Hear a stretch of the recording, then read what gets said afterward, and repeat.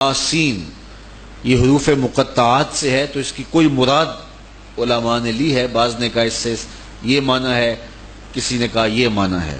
تو یاسین اگر اس سے مراد حضور علیہ السلام کا اس میں گرامی ہے تو پھر اس کا مطلب ہوگا اے سید و سردار عالم۔ سورت یاسین جو ہے یہ قرآن کا دل ہے اور حضور کائنات کا دل ہے، تو اللہ نے قرآن کے دل کا آغاز کائنات کے دل کے ذکر سے کیا۔ یاسین اے سید و سردار عالم والقرآن الحکیم، حکمت سے معمور کتاب رحمت کی قسم، انک لمن المرسلین، بے شک آپ رسولوں سے ہیں۔ چونکہ حضور نے جب کہا نا کہ میں اللہ کا رسول ہوں تو کافروں نے کہا تھا لست مرسلا، آپ رسول نہیں ہیں، تو اللہ تعالیٰ نے ارشاد فرمایا محبوب سارے انکار کریں کرتے رہیں، میں خدا ہو کے کہتا ہوں تو میرا رسول ہے، بس تیری تسلی کے لیے اتنا کافی ہے کہ میں کہہ رہا ہوں کہ تو میرا رسول ہے۔ سارا زمانہ انکار کرے لیکن تیرا رب تجھے اپنا رسول کہہ رہا ہے، تو اللہ کہتا ہے انک لمن المرسلین، محبوب تجھے میں سند دے رہا ہوں کہ تو میرا رسول ہے۔ اب سارا زمانہ انکار بھی کرے، اللہ کا کہہ دینا محبوب کی تسکین خاطر کے لیے کافی ہے کہ محبوب میں خدا ہو کے کہہ رہا ہوں کہ تو میرا رسول ہے۔ انک لمن المرسلین، بے شک تو رسولوں سے ہے، علی صراط مستقیم، اور بالکل سیدھی راہ پہ آپ قائم ہیں۔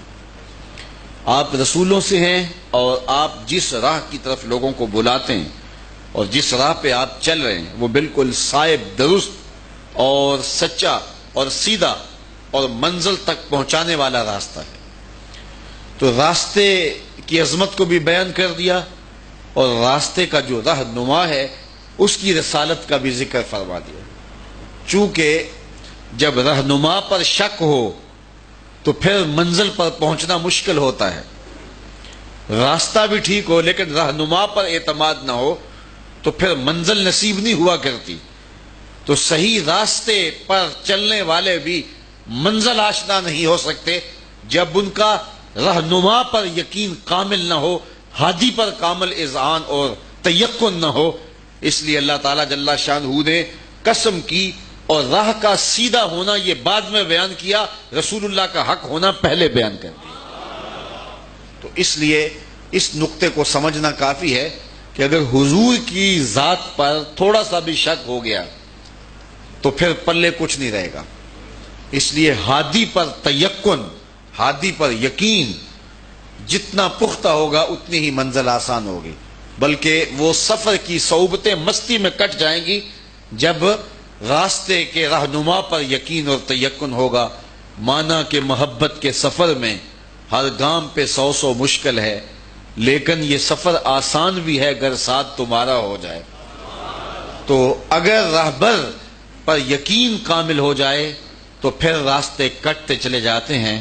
ہمارا پرابلم یہ ہے کہ ہمیں تیقن سے نکال کے شک میں مبتلا کیا جا رہا ہے، اور آج زیادہ زور راستے پہ دیا جا رہا ہے اور جو رہنما ہے اس کی ذات کو اور اس کے وجود کو درمیان سے نکالنے کی کوشش کی جاتی ہے۔ کچھ لوگوں کو دین سمجھنے میں غلطی لگ گئی ہے، وہ کہتے ہیں بس راستہ دیکھو، راستہ کتنا خوبصورت ہے، اور وہ رہنما کو درمیان سے نکال دینا چاہتے ہیں۔ رہنما کے بغیر منزل نہیں ملتی۔